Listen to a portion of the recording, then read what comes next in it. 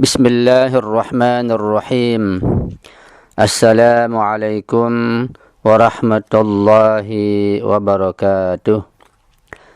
Alhamdulillahi hamda syakirin. Wassalatu wassalamu ala rasulihil mab'uthi rahmatan lil alamin. Wa ala alihi at-tahirin wa ashabihi salihin. Amma ba'du. Ma'asyiral muslimin wal muslimat, hadakumullah. Izinkan saya pada kesempatan ini untuk menyampaikan kajian sebuah materi yang cukup penting untuk kita pahami bersama, yaitu daras fikih muqarin atau fikih perbandingan atau studi fikih komparatif 5 mazhab, yaitu mazhab Hanafi, Maliki, Syafi'i, Hambali, dan Ja'fari, atau yang dikenal dengan fikih perbandingan antara mazhab ahli sunnah dengan mazhab Syiah, Imamiyah, Isna Asyariyah. Dan pada pertemuan pertama ini, saya akan menyampaikan beberapa sebab dan alasan mengapa kajian fikih muqarin ini penting bagi kita. Nanti pada pertemuan yang kedua, barulah kita akan memasuki materi yang asli, yaitu fikih muqarin bab puasa, insyaallah. Kajian ini saya katakan penting dengan beberapa alasan. Yang pertama, dengan mengkaji fikih muqarin, wawasan kita akan menjadi sangat luas dalam masalah fikih, sehingga kita tidak mudah menyalahkan orang Islam yang lain yang tidak sepaham atau yang berbeda dengan kita.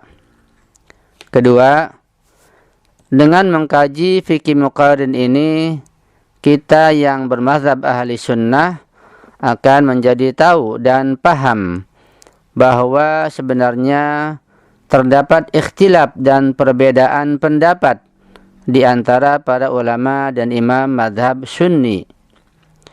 Dan bahkan ikhtilaf dan perbedaan di antara para imam dan ulama sunni itu jauh lebih banyak dan lebih dalam jika dibandingkan dengan perbedaan pendapat di antara ulama sunni dengan ulama Syiah Imamiyah.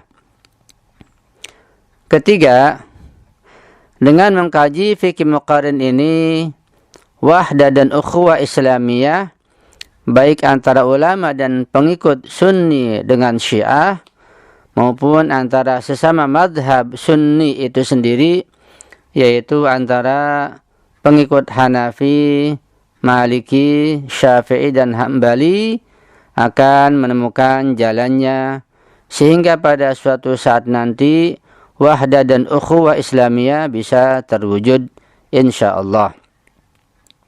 Keempat, dengan mengkaji fikih muqarin ini, kita akan menjadi tahu dan paham bahwa sebenarnya di antara para imam fikih itu lebih banyak terdapat persamaannya dibandingkan dengan perbedaannya.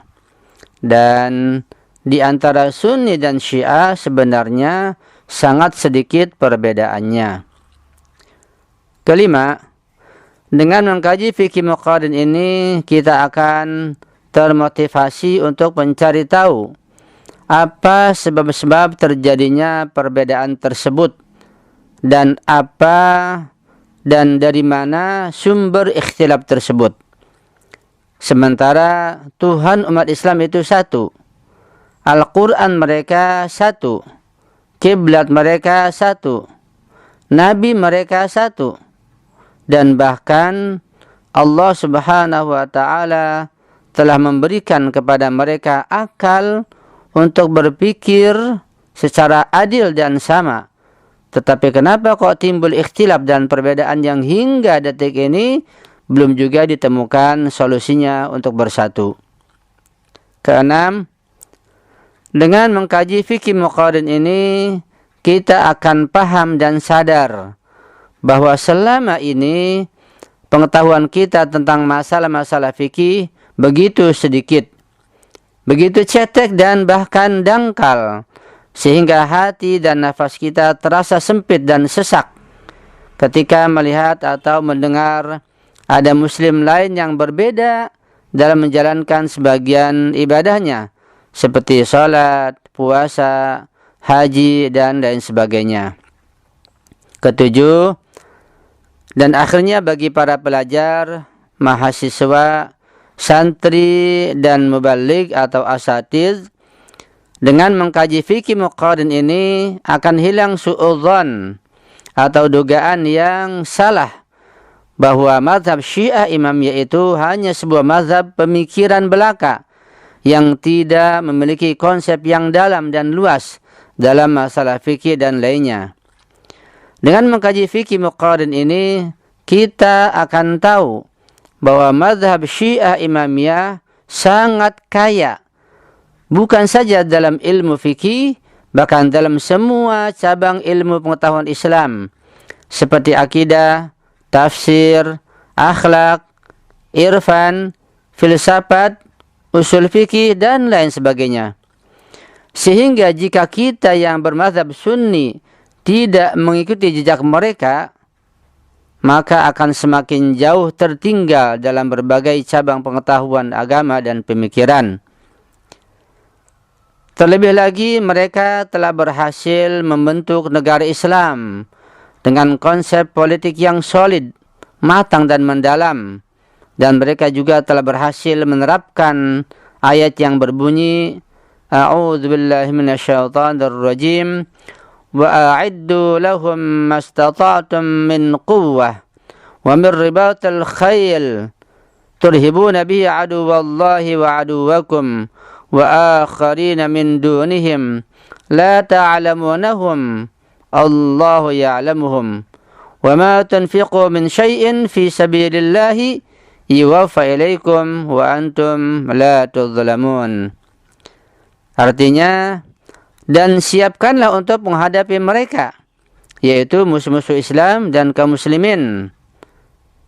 Siapkan kekuatan apa saja yang kamu sanggupi, dan dari kuda-kuda, ya sekarang di pesawat-pesawat, tank-tank, alat tempur, yang ditambat untuk berperang. Yang dengan persiapan itu kamu akan dapat menggetarkan musuh Allah, musuh-musuhmu, dan orang-orang selain mereka yang kamu tidak mengetahui mereka, sedang Allah mengetahui mereka.